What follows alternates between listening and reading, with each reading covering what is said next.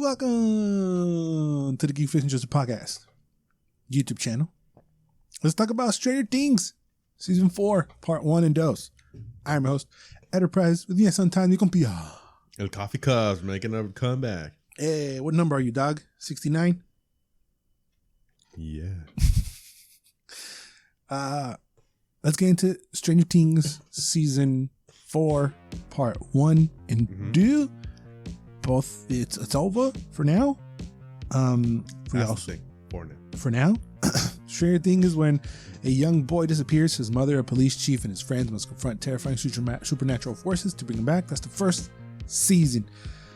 Bunch of seasons after that, we start to see a terrifying new evil approach, hauntings, and disappearances, and murders, and a handful of other things. While 11 is in, where's she at? California? Yep. 11 is roller skating in California. She has to try to make her way back to Hawking to save her friends, bruh. Mm-hmm. I forget every single time when we do a Stranger Things review that Robin, the autistic lesbiana, she's Ethan Hawke's daughter. I forget that every time. Oh no! As soon as I knew that's been on my mind forever. I forget every time. I think I mentioned it every fucking time. She's cool. I want to see her in more things. Oh yeah, she was in Once Upon a Time in Hollywood. Was she? Yeah, she was the one that left the guy there to die with Brad Pitt. She was the one that said, "Okay, let me just go for the knife in the car because I forgot it," and then she fucks off. I can see her playing a lot of like older period pieces. She has like a very classic look, 70s, 80s, 90s. She fits in those periods. She's cool. I like her. I thought the D&D nerds are cool, even though I got into D&D campaigns after this. But yeah, the first time I saw them, they were like, okay, these are my fellas that I would probably hang out with. And that guy, we see on that we see my favorite character of the season, Eddie Munster. I loved him. You liked him? Yeah, I liked him a lot. He's cool. Side note, but no, what? Wait. I don't know, this maybe is a spoiler. Yeah, wait. wait. No, I mean, you see this scene in the trailer. Oh, when he's playing the guitar. I literally just now read that the guy who's playing the guitar is the son from the bassist of Metallica. Oh, okay. Well, it makes sense. He's playing a Metallica song, which that whole part. Wait, I've told a couple friends and my girl, I was like, I want to see that dude rock out in the Upside Down, and when I saw it, it was fucking glorious. I will say that this season looks and feels different from the other seasons somehow. Well, for 30 million a pop, güey, a huevo que se va a ver diferente. Damn, that's how much they spend per episode? Per episode, yes. Wild. Give and take. I mean, and you can see this because this whole season looks different. There was probably $2 million on Homeboy's prosthetics alone, probably. I think so, because those prosthetics were dope. But the first season was such a cultural impact and something kind of different, bringing nostalgia back, and everybody was like, oh, Stranger Things. The second season was a complete copy paste. It was a horrendous copy paste. I think it's everybody's favorite. If Stranger Things, least favorite. She's a 10, but her favorite season is season 2 of Stranger Things. No mames. Ay, qué hijo de puta. That's a callback. It's a copy paste way. Like, they completely copy and pasted it. And then the third season, okay, they did a little bit different things. They added more characters. They try to give 11 her own cura with the Max girl, and then the other douchebag asshole. El Billy's. El Red Rangers. El Billy's trying to fuck Mike's mom, who's the most mija of the whole series. Shout out to Mike's mom. Oh, fuck yeah. Damn, they brought a different dynamic. They dropped in a different baddie. You're like, oh shit, okay, this is a whole different thing in the fight in the mall. Cool.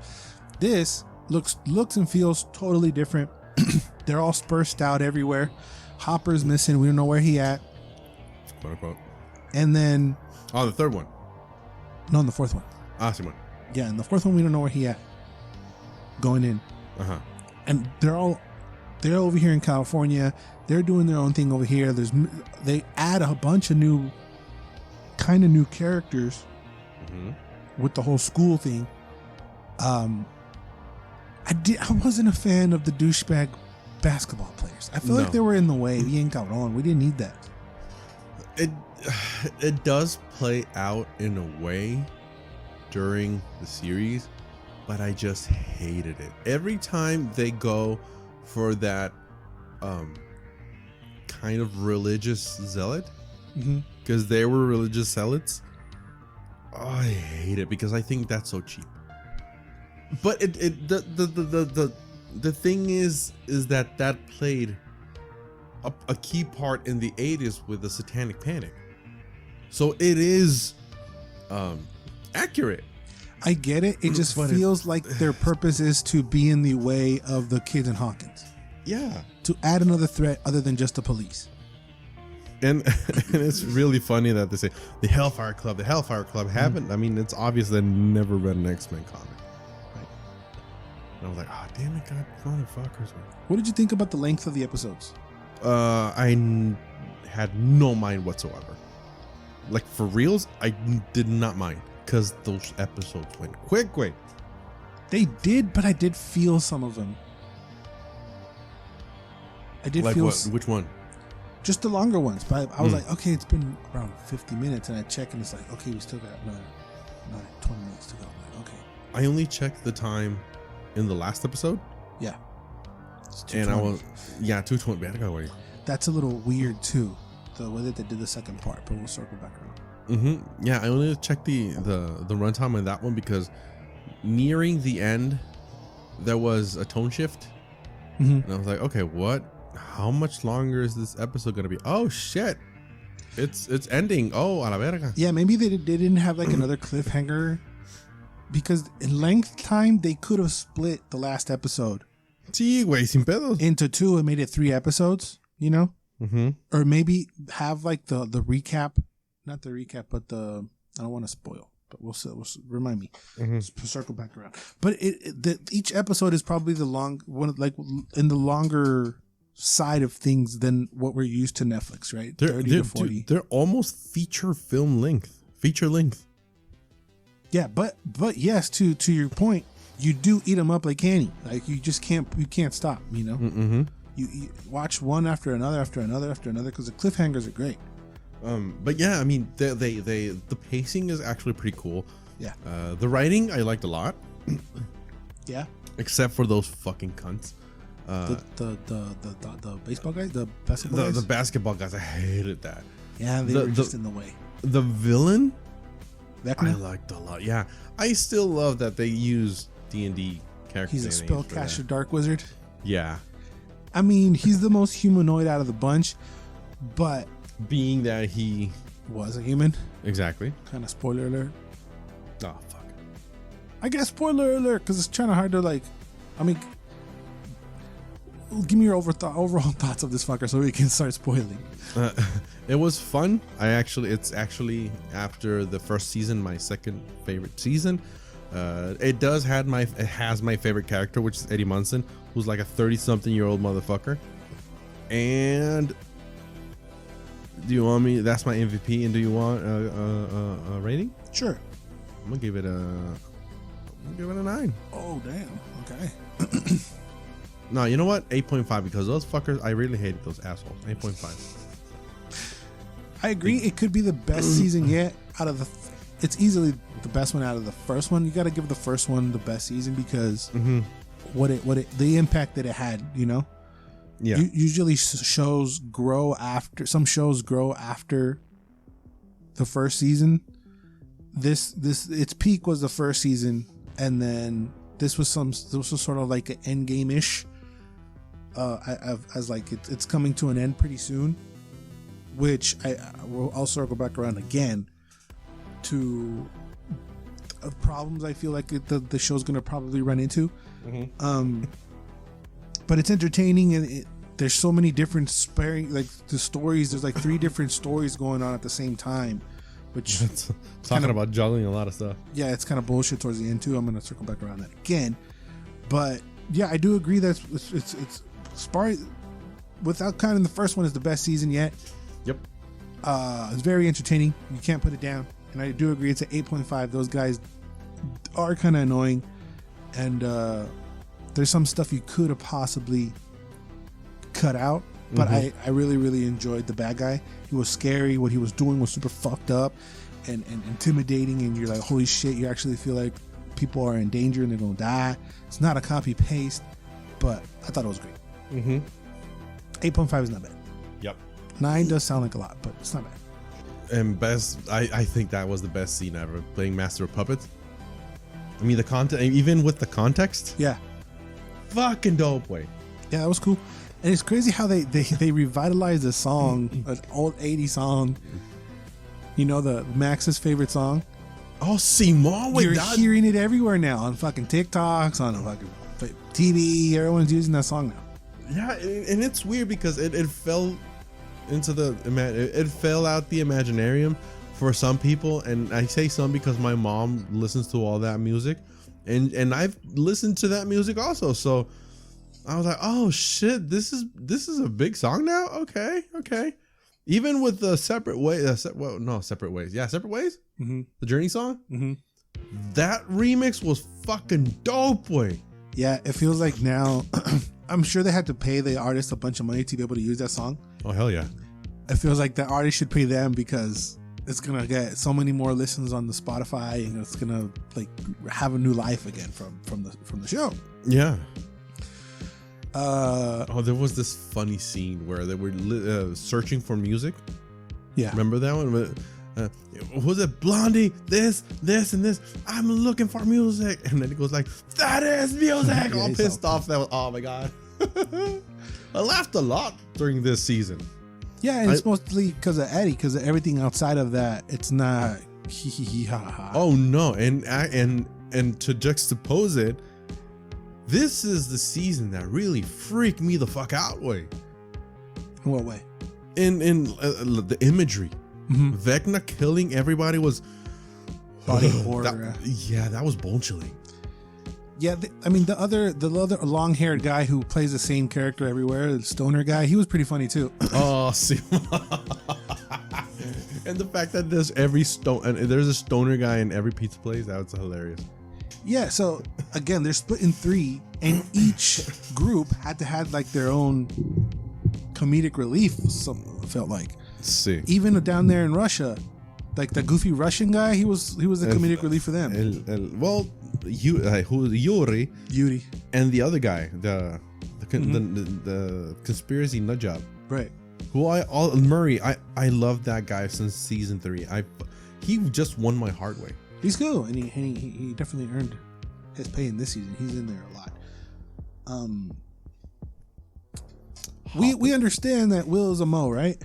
Oh, yes. And he was crying because he's in love with Mike. Exactly. And I love that they didn't say it. Because that was also fucking cool. Because Will's trying to figure it out, too. And that whole moment with his brother, too, where his brother's basically accepting, bruh, it's okay to be a gay. Like, I'm going to love you regardless. And they never said that. They never said it because Will's not ready to. He's not ready to basically come out, which is, I felt that was dope. Yeah, that whole dynamic. Yeah, it's blatant for us. Yeah. But for a bunch of kids, I know that they are oblivious to it. But that whole dynamic and that scene with his brother, I almost cried. Yeah, that part got me almost. Yeah, that was another part. There was another moment that almost got me legit. But yeah, which one? Well, towards the end, we'll get it. Okay. But yeah, even from the beginning when he was in class and the girl's trying to like look at him and he was like, "Bitch, what? Get out of my face."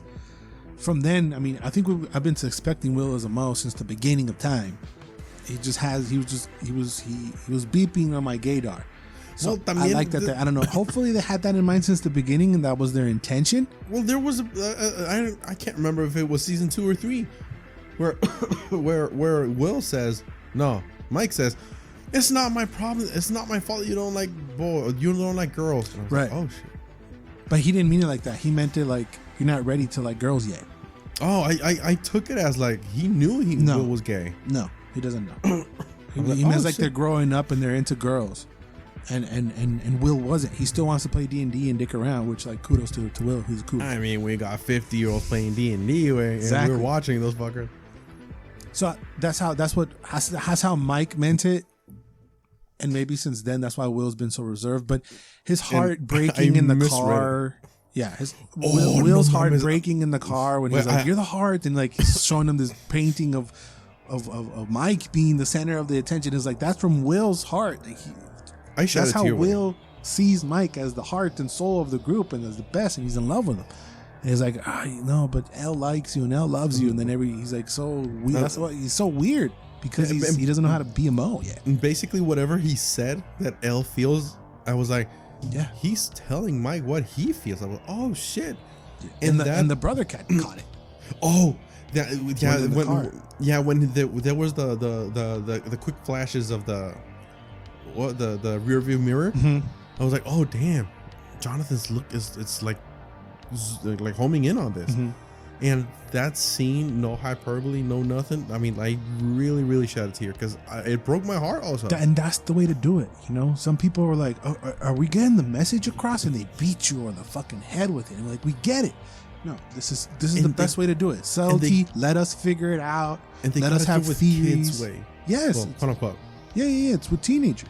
Mm-hmm. Let us figure it out, and then towards the end, reward us with what our theories are. That's how you do it, not just hit us over the head with it. And it's like I understood it, and it's not only about sexuality; it's about other things regarding everything, story wise. It's basically growing up. Yeah, and how you tell stories. You let us figure it out. Don't disrespect us by like, did you see that? Did you see? Yeah, bitch. Every action movie now.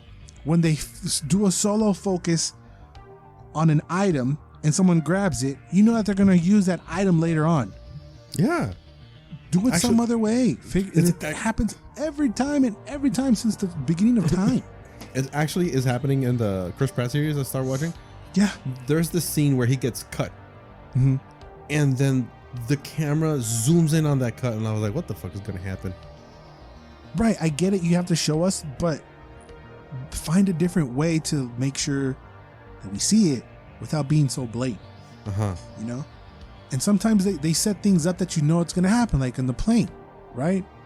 It's Winona and the Murray guy, right? And they're talking about the plane seatbelts. There's a subtle callback, and I knew it was coming because that's how my brain works. She said like he didn't want to wear his seatbelt, and then she's like, that's gonna save you. And then when they're in the little plane, she puts it on. And that saved their life. No, that was funny. So that's funny. It was a little bit subtle, but a little on the head. I knew it was going to happen. There's another. It was enough. It was on the nose enough, so you didn't like. Oh, that's why you're doing it. No, it's just something. Oh yeah, she said that. Yeah, you talked about the body horror and mangling kids. That was pretty funny. And you saw kids getting killed. Yeah. Which used to be a no-no back in the day. Oh, yeah. I mean, I remember the first time I saw that on film was, on TV or a movie was the second to last Rambo movie, the one where they're in Philippines. Mm-hmm. Like, they were actually throwing kids to the fire. And I was like, motherfuckers way. Yeah. They went there. Yeah. I mean, you see this. Goddamn. I mean, that helps with making everything so visceral and important. You're like, fuck, kids' lives are at stake. See, there was another scene that I found to be really dope because even though there is horror and there's some action, there's a scene when they're in the living room that they're in the shootout. That whole continuous scene was filmed great. Oh, wait. And there's definitely more action in this season than any of them before, but I don't remember any hand-in-hand combat, but now everybody's an expert fighter and they can fight things. But that scene was very militant and very, very like military-style shootout. There's no shootouts in Stranger Things, but there is in this one. I actually, cool. Yeah, and I actually saw that scene or that sequence like 5 times. Yeah. Because it was so interesting. Then you get that fucking fool with long hair going, what's happening? You had a party and didn't invite me? Yeah. And all the panicking and it was gold. I loved it. Yeah, that was pretty cool. What do you think? What you thought about the whole Russia part? It dragged. For definitely me, it dragged for me. a I lot. thought it was super extra. See. And it does kind of connect, but not really. Yeah, I mean, it could have been way shorter. Like, do you think Hopper killing that Demogorgon actually helped with the Vecna fight? No, right? No, hell no. I thought they were going to attack a nest or something, like the portal. They didn't even never address the portal where he came from. No. That was something like, oh, yeah, you remember? Yeah. Well, yeah, now forget about it. Yeah, like, yeah, are we going to forget that motherfucker transported from Hawkins to fucking Russia? Are we going to address like time travel? Are we going to, or not time travel, but like teleportation? Are we going to address that somehow? No? Okay, it's just like, it's a horde mentality. I kind of get it. But I found that to be kind of bullshit too. How are 3 different groups, right, who are, without talking to each other with cell phones, going to come together to work at the same thing at the same exact time in 3 different locations? It was very coincidental. I bought it for the sake of not nitpicking it, but that was a thought that I was like, okay, Hopper and Joyce found out that they have to help the kids. And then you have 11 in a different state telepathically figuring that shit out. I buy 11 thing. I get that. Because she ultimately had a bigger part to play in saving Max, kind of. Which we'll circle back around that as well. Because Max dead, right? I mean, for now. And then you had Max doing shit, and then you had the other group todavía in the Upside Down, and all that had to come together at the exact same time. It just felt a little weird. They go Far-fetched through a lot is of, the right word. Yeah, far-fetched. That's a good word for it, because they go through a lot of stretches to make shit happen. And some of it is, I wouldn't say inconsequential, but it doesn't impact the story that much. Not David Harbour, not Hopper coming back to the thing to kill a couple Demogorgons. I would have switched that somehow. Maybe have him help in Hawkins or something. Yeah, I mean, they could get him go back, because I mean, if they get that, I mean, if for the time period, I don't know, I actually don't know that much, but the strain between the U.S. and Russia during that time was so great that my first thought was like, fuck the Russians, just let the Demogorgons eat Russia alive and go back to Hawkins and help the kids. But they're thinking that by eliminating those Demogorgon, they're helping the kids somehow. But because they were trying to kill the part of the Mind Flayer that was there. Right, but how much is that? But you could have written that out somehow and have them get back to Hawkins or something else, you know? Yeah, I mean, if it was just the Demogorgons, yeah, let them run rampant through Russia. And why would they show up to Hawkins instead of L.A. where Joyce lives? Because they knew that the mess was in Hawkins? Because they knew that the mess was in Hawkins, yeah. I don't know. The moment that almost got me was the reunion between Hopper and L. That almost got me. Oh, yeah. I was like, oh, damn. That got me. I also shed a tear. And what moved me like to hacer pucheros y eso was when Eddie died. But I knew that was gonna happen when the second he's like, "Don't be a hero," I'm like, "Fuck, he's gonna die." Yeah, I saw that coming, but it was cool. They always kill the cooler guys. And then when El Chimuelo, El Toothless was talking to Eddie's uncle, that part almost got me too. Oh, that got me. Not almost. That also got me. But when what's his name? Fucking. I know it's Massimo or some shit like that. But no, what's his fucking first name? Dustin Henderson. Yeah. Yeah, when he was hugging Eddie and he was like trying to find the words to comfort him before he died. Yeah, when he was crying, I was like, fuck, kid, fuck. He's a fucking bomb actor. He's great. When he was talking with the Theo, that part almost got me. Yeah. No, that straight up got me. Because how hard must it be to tell somebody that the person he's been looking for, who's also hated by the whole town just because he played D&D. I mean, no. Yeah, I mean, exactly. Yeah, but no. To tell him you saw him in his last moments. That's gotta be fucked up. And they communicated that in a good way. Yeah, it was very, very heartfelt, and you're like, oh, fuck, man, fuck. How did you feel about the love triangle? I couldn't care less. I was a little conflicted because both dudes are cool. So it's kind of feel like, what do we, like, is Nancy gonna come back with what's his fuck? What's cool with Jimmy Neutron here? Are we gonna do that? Was Steve? Yeah.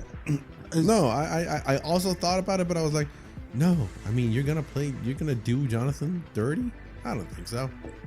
But it was just I don't know if it was about a forced love triangle, but it did have me thinking like, okay, what is the purpose here? Is this to try to give Steve some comfort, or just to put Nancy in a pickle?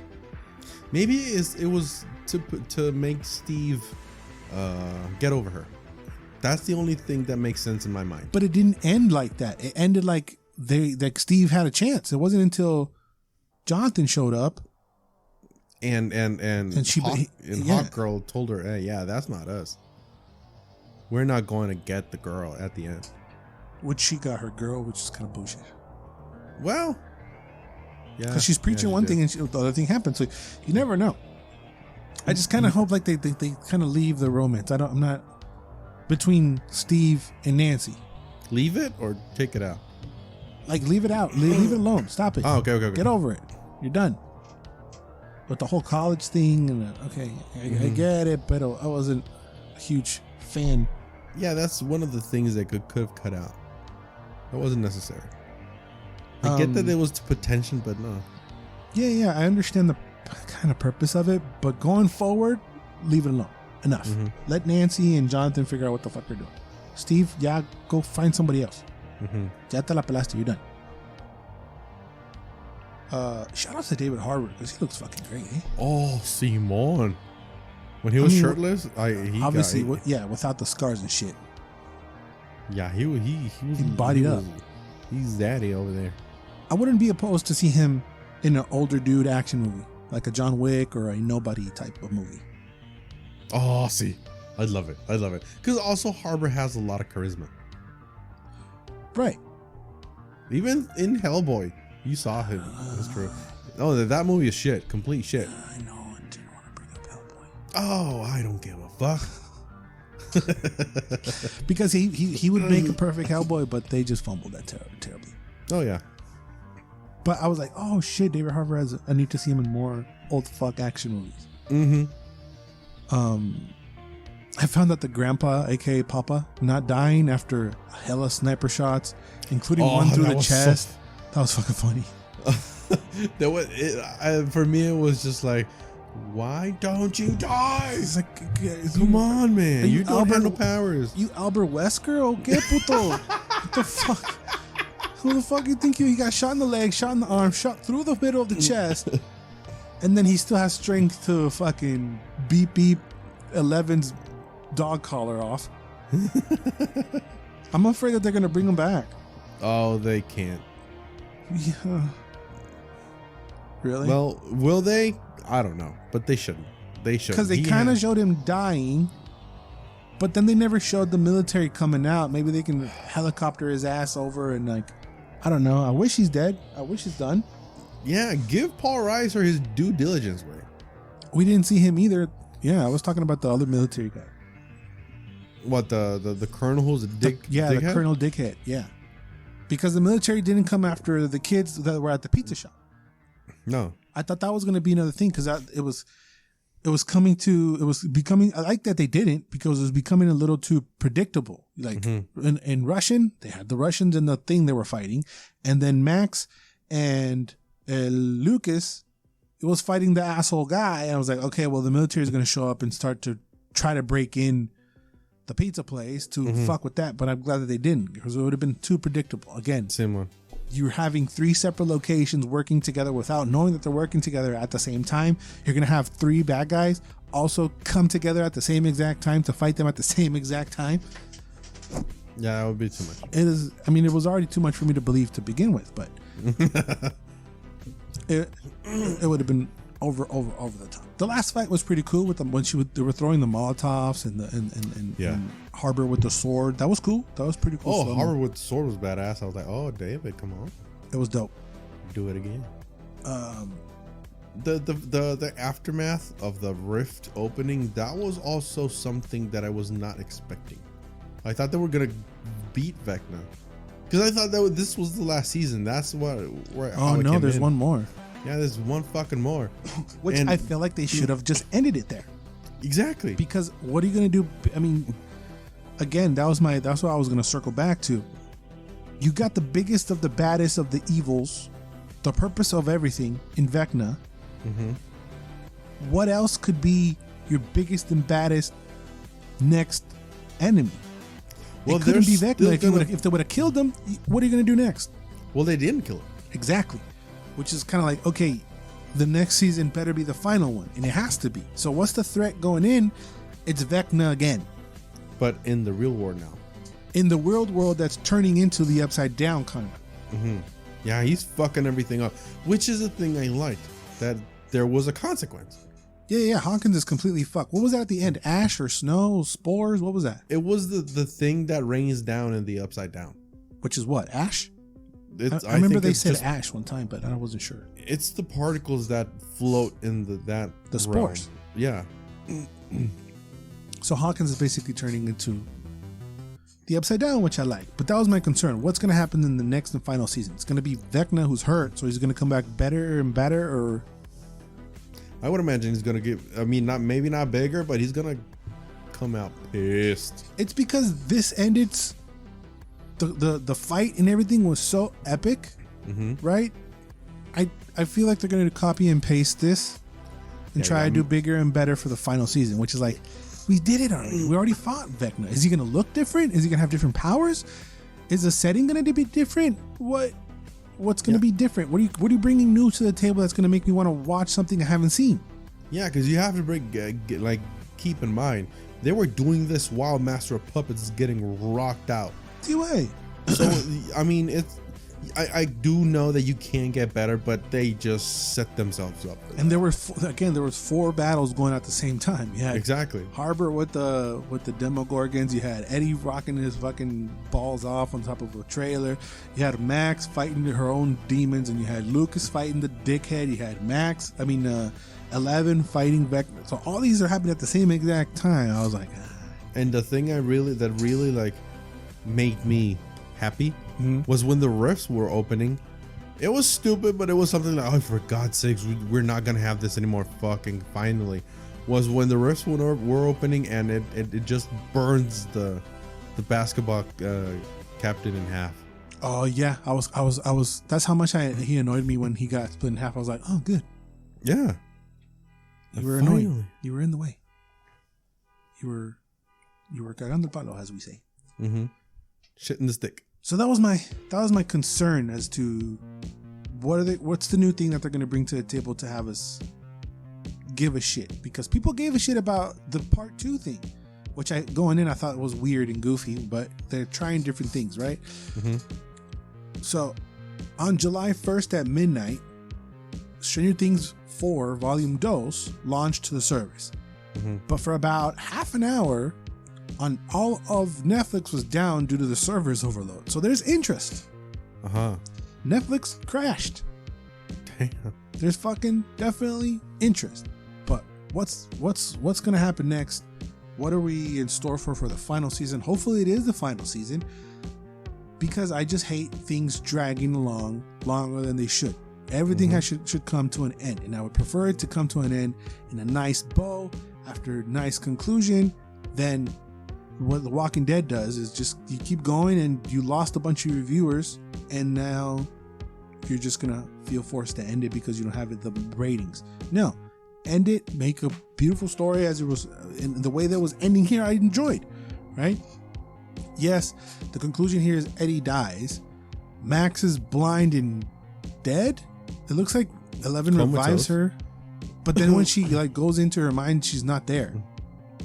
Oh shit. So I understood that as Max is gone, as Max is comatose, but she's dead. She's not there anymore. I mean, it's easy to get that because it's so obvious. because it's empty. But are they going to revive Max? Are they going to bring her back? What are they going to do there? And then again, you're gearing up for a final battle. Vecna is hurt. How long is it going to be before Vecna comes back? Is he going to come back stronger? It's just a lot of these questions that would like to be answered, but maybe I felt like they shouldn't have been questions to begin with. Mm-hmm. But we'll see. I'm definitely going to watch. It's probably going to come in the next 2 years? I doubt it's going to be next year. Yeah, I don't think it's going to be next year. Maybe 2 years. Sounds good. Sounds about right. What do you think is going to happen? I mean, we know they're going to win, right? Yeah, I do hope the end of the whole series is going to be everybody eating waffles. Oh, dude, you're calling it right now. If it happens, it's everybody just chilling, like at the end of a sitcom, and the camera's going to pull out, and everybody's eating waffles. Because that's how it is. I don't think you're not going to kill Harper again. Mm-hmm. You're not going to kill Joyce. You're not going to kill any of the main kids.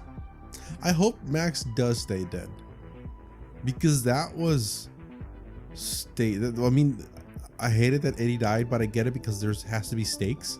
Mm-hmm. But I hope they do kill off Max, because that's a consequence of something.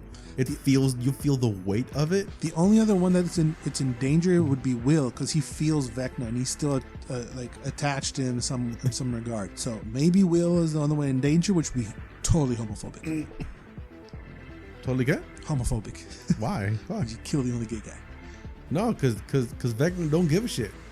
I know. I'm just being Twitter.